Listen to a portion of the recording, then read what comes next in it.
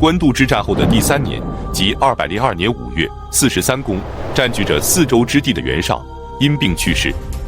那么袁绍死后，他的基业由谁来继承呢？曹操趁机攻打邺城，能够取胜吗？本期视频，我们就一起走进袁氏内乱及曹操攻打邺城。袁绍共有3个儿子，长子袁谭为人聪慧，次子袁熙才能平平，幼子袁尚容颜俊美，而且袁尚的母亲刘氏深受袁绍的喜欢，因此袁尚便受到了袁绍的偏爱，并且有意让他继承自己的官爵。为了能让幼子袁尚顺利接班，他将长子袁谭过继给了王兄袁基，并让袁谭出任青州刺史，让次子袁熙出任幽州刺史，唯独将幼子袁尚留在了自己的身边。然而直到他去世之前，也没有将继承人最终确定下来。于是当他去世之后，属下的谋臣和将领们便开始选边站队。辛平和郭图等人亲近长子袁谭，而且按照嫡长子继承制，也应该由袁谭来继位。可庞纪和沈佩等人由于骄纵奢侈，一直不受袁谭的待见，因此他们担心袁谭继位后会加害自己，于是就伪造了袁绍的遗命，拥戴袁尚为继承人。当时袁谭远在青州，得知父亲去世后，连忙赶往邺城。然而走到半路时，却得知袁尚已经继位，并且下令不准他前往邺城奔丧。袁谭愤怒不已，只能率军进驻黎阳，自任车骑将军。他对于袁尚的继位心有不甘，可又无可奈何，因为兵权已经掌握在了袁尚的手中。如果他要和袁尚争斗，就必须拥有更多的兵力，于是他便心生一计。他当时驻扎在黎阳，黎阳在黄河边上，只要过了黄河就可以攻打曹操。而袁绍的去世与官渡之战的失败有着直接的关系，因此曹操就是他们的杀父仇人。袁谭派人前往邺城，告诉袁尚说，他准备渡河去攻打曹操，为父报仇，希望袁尚能给他支援兵力。对于这个理由，袁尚没有办法拒绝，只能给袁谭增兵。当然他也明白，袁谭一旦得到兵力，势必会反过来攻打自己。于是他答应给袁谭增兵，但是增援的兵力非常之少，而且为了防止万一，他还让庞纪亲自率军前往。袁谭见袁尚给他的兵力如此之少，根本没办法与曹操抗衡，于是再次派人请求增兵。可袁尚也不是傻子，他明知袁谭攻打曹操是假，对付自己是真，怎么可能再给他增兵呢？这让袁谭非常的气愤，一怒之下便将庞纪给处死了。从此兄弟俩彻底反目。就这样，袁氏兄弟俩明争暗斗，袁谭率领着少量兵力驻守黎阳，可黎阳是通往邺城的门户。虽然他以攻打曹操为借口向袁尚请求更多的兵力，可曹操却不可能让他守住黎阳。202年9月，曹操率领大军前往黎阳，袁谭自知不是曹操的对手，连忙向袁尚告急。袁尚此前不肯给袁谭增兵，是担心袁谭反过来对付自己，可现在曹操率领大军前来，情况就不一样了。一旦曹操打败了袁谭，接下来便可直取邺城，因此黎阳坚决不能丢，只能给袁谭增兵。可是如果直接将大军交给袁谭指挥，袁谭打败曹操之后，必定会率军前来攻打自己。最后他决定留下沈佩把守邺城，他自己则亲率大军前去支援袁谭。同时他命令滨州刺史高干、南匈奴单于呼出权也发兵攻打曹操的地盘。之后任命郭元为河东太守，率领大军去攻打河东郡，以分散曹操的兵力。另外他派人前往关中，说服韩遂和马腾也加入自己的阵营。至此曹操和袁氏兄弟的大战牵动了各方势力，这对于曹操的处境是非常不利的。此前曹操任命钟繇为司隶校尉，持节督管司隶校尉部，屯驻于弘农郡。他得知南匈奴在平阳起兵后，立即率领各路人马前往抵抗，并且很快就包围了平阳城。可此时滨州刺史高干率军从北边攻来，袁尚任命的河东太守郭元一路势如破竹，很快就抵达了河东郡的绛邑，即今天的山西省绛县。因此当前的形势是，钟繇包围着南匈奴，而高干和郭元则来势汹汹，准备从外围包围钟繇。一旦他们两面夹击，再与南匈奴里应外合，钟繇恐怕是要凶多吉少了。因此，钟繇的部下们非常惶恐，纷纷劝说他放弃平阳，撤回关中。可钟繇却对他们说，此时袁氏的确非常强盛，关中的韩遂和马腾也一定会暗中勾结，只是还不敢公然反叛。如果我们示弱，他们就会倒向袁氏，到时候我们连关中都无法回去了，所以我们是无路可退的。但是也并不是没有转机，郭元其实是我的外甥，所以我很了解他。他刚愎自用，争强好胜，他率领大军而来，必定会轻视我军，因此我料想他一定会渡过汾水扎营，到时候我们便可以趁他们过河之时发起攻击，必定会大获全胜。诸将听后这才安定了下来。之后他派张继前往长安，去说服韩遂和马腾。张继到达后，给马腾等人分析了利害关系。马腾的部将傅干也对马腾说，自古以来，顺道者昌，逆德者亡。曹公奉迎天子，诛除暴乱，属于顺道；而袁氏背弃亡命，驱率胡人，属于逆德。如果将军此时摇摆不定，我担心事情结束之后，曹公奉辞则罪，将军便要首当其冲了。马腾听后非常害怕，连忙问傅干该如何是好。傅干说，智者转祸为福。如今曹公与袁氏相持，高干和郭元独至河东，曹公虽然有万全之计，也不能制止河东的危机。如果将军能引兵讨伐郭元，内外夹击，则必能成功。到时候曹公必定重谢将军，将军的功名将用竹帛也不够计数的，望将军谨慎抉择。马腾听后醍醐灌顶，立即派遣自己的儿子马超，率领着万余人马前去支援钟繇。钟繇和马超的大军会合后，便屯驻于汾水之畔，等待着郭元。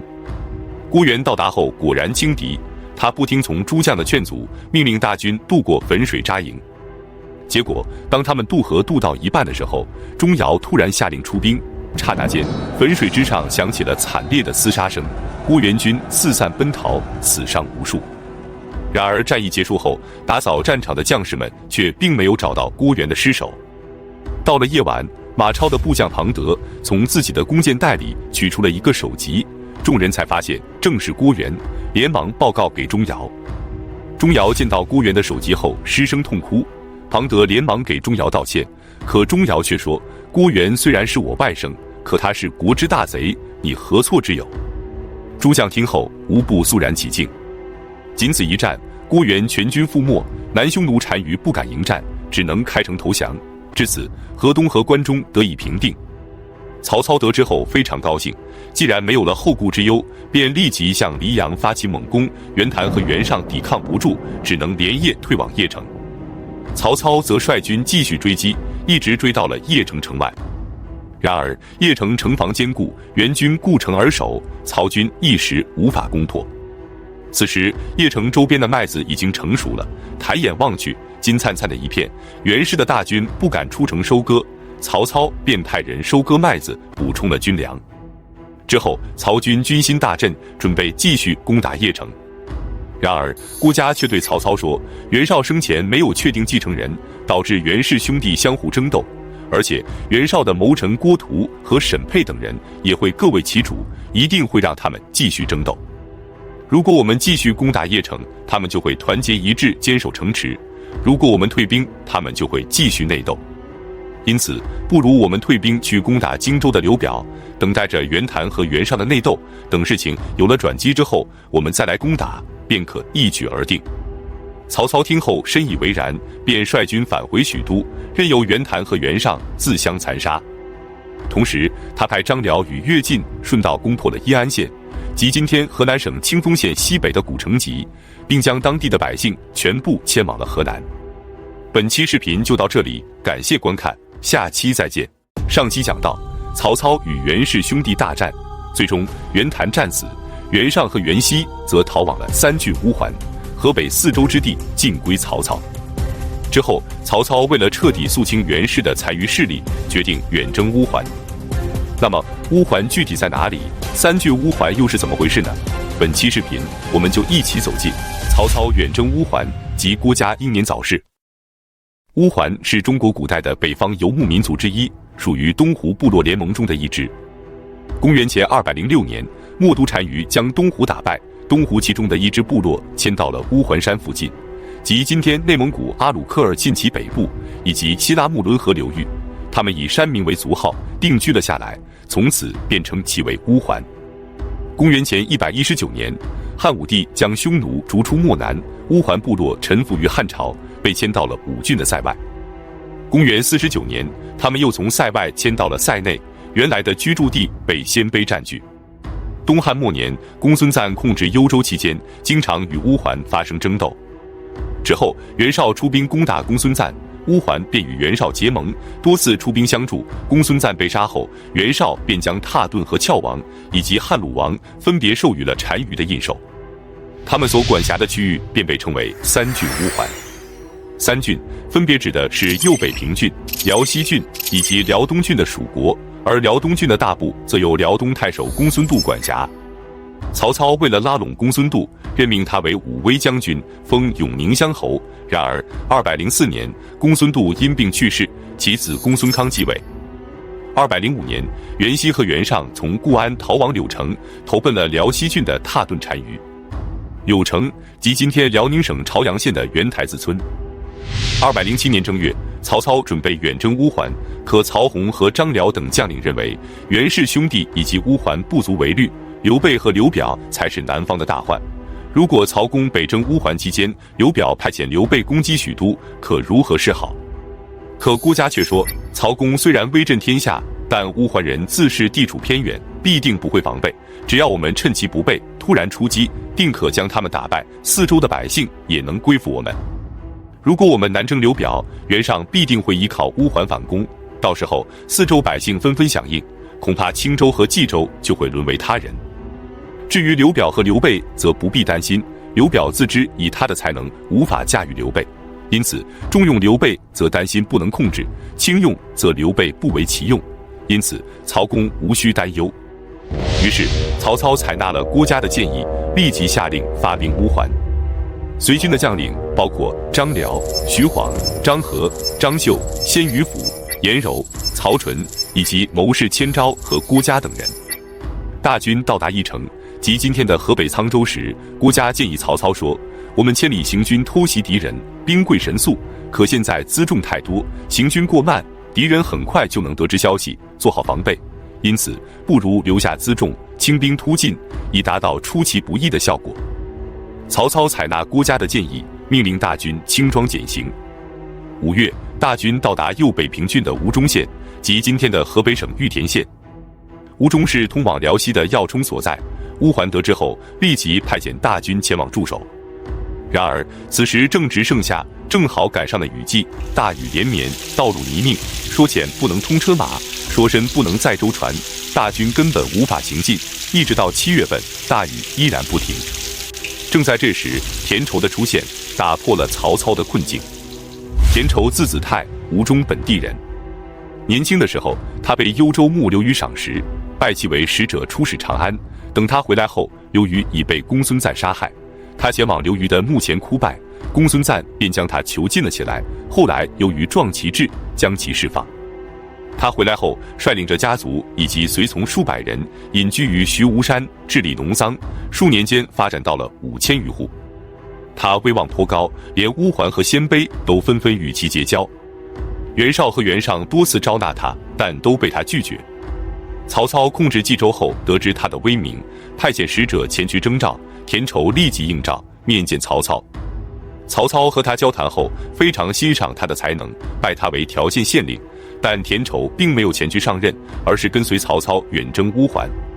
此时由于大雨无法行军，曹操便找来田畴询问对策。田畴便给曹操说，右北平郡之前的郡治在利平冈，所以曾有一条路是从卢龙塞出发，途经利平冈，通往柳城。虽然这条路已经断绝了200余年，但依然有小路可走。他建议曹操假装退兵，使乌桓军放松警惕，然后通过这条小路直逼柳城。曹操立即采纳田畴的建议，命田畴为向导，大军开始出发。他们穿越徐吴山，到达了卢龙塞山口。泸水从卢龙塞穿过，他们便沿着汝水北上，途经今天的潘家口水库，走了500多里险地，终于到达了白潭，即今天承德县以西的滦河镇。然后继续向东，前往利平冈，即今天内蒙古宁城的右北平镇。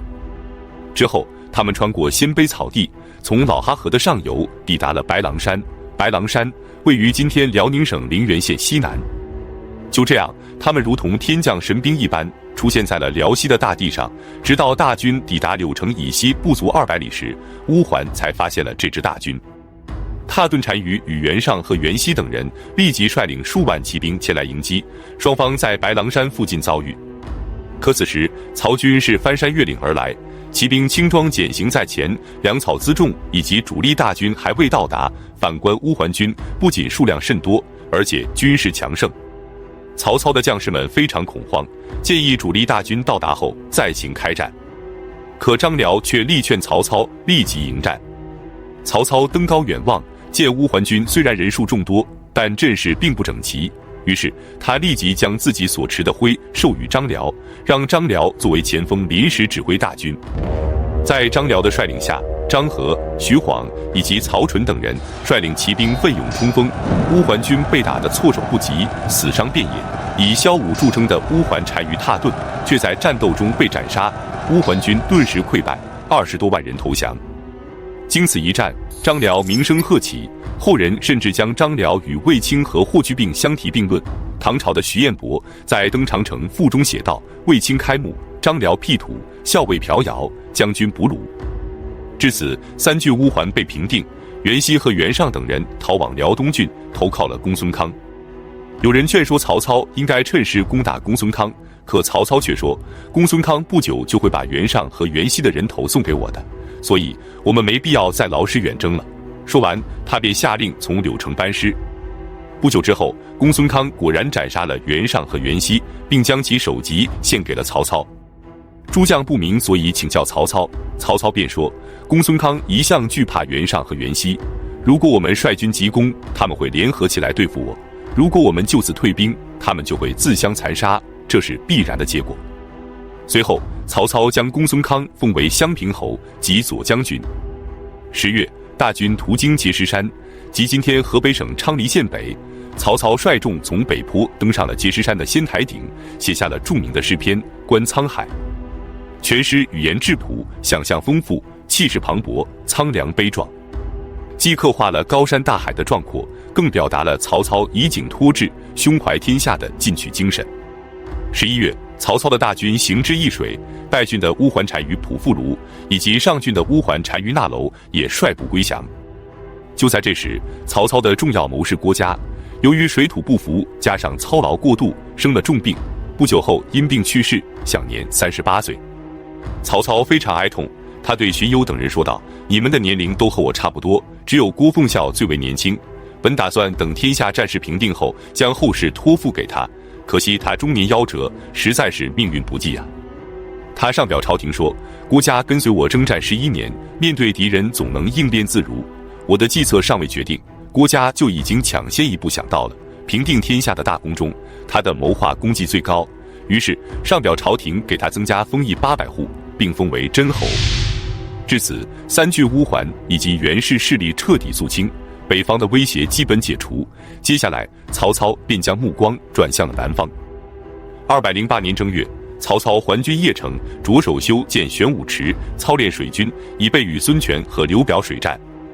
本期视频就到这里，感谢观看，下期再见。